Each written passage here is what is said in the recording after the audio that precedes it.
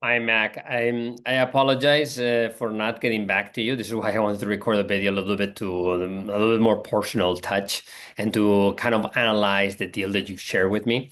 Give me a second. I'm going to share right now my screen and let's go over the document you have online, just in terms of finding the match or not. Okay.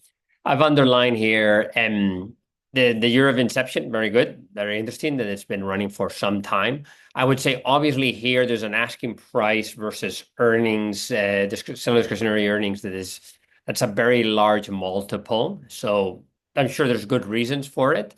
But that I would really need to understand because here when the growth is mentioned, okay, this has to be I really need to understand because there's two factors here: the organic growth of saying, hey, we set up a place and how fast can we grow the business, and then the expansion growth of running this franchise model, which obviously the franchise model is very interesting, but it has some limitations in terms of the brand value or how fast you can grow and need to understand. Because obviously at the beginning or the last years, smaller number of gyms, you can grow faster with fewer numbers, but now you need to accelerate this. And this is where I'm going to.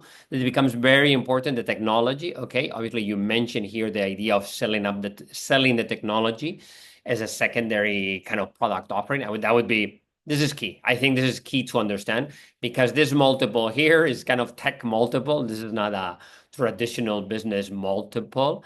I would need to understand the intention, obviously, of why the owner intends to pursue other interests. It's a typical question. And in this case, because there's such big gap and it seems more like a tech multiple than a traditional business multiple, need to understand the distribution of outlets and a little bit the debt situation, how costly that is. And because obviously if you need to indebt yourself like crazy to get there, and that can become a big challenge, especially if once we hit 60 now, going to let's say growth needs to go to 120. And that is a very interesting challenge. And I think I'm very well suited for it. The technology part, I would say, just a little bit of my experience here, Unilever, so consumer goods, kind of client-facing marketing and sales, that's my specialty. Then the deep tech, so I understand tech, although I'm actually a lawyer by training and a business MBA from INSEAD. But I've been really deep into tech from Samsung times, then 3D printing and digital manufacturing with Hewlett Packard. Then I've run kind of very deep tech operations in Taiwan, and then consumer goods, back to consumer goods, but also working with partnerships in Xenium Tech, a health tech startup, and working at Jobback. Okay, so this is a little bit the picture. I think I can really, this is a kind of a business that's a pretty sweet spot. I would actually like it a little bit smaller so I can grow it, but this looks really good. However, let's be very clear, this multiple here is really, really large. So I would need to understand what is it about the tech that makes this so special? What is it about the brand that it can expand? Because obviously this is not going to be, or it's going to be very hard to reproduce once you hit 60, and depending on the level of franchise versus non-franchise, and especially how much revenue comes from each, that's going to be a bit of a challenge. This expansion to US, Hong Kong, Indonesia, and Europe looks interesting. Would need to understand where they have a foothold. Because Europe, for example, is a very big country, a very big region. And if you're in Spain, it's not the same as being in Germany. It's two very different countries, very interesting, but very two different countries. There are much more connections and there's an ease of doing business, but the consumer is very different.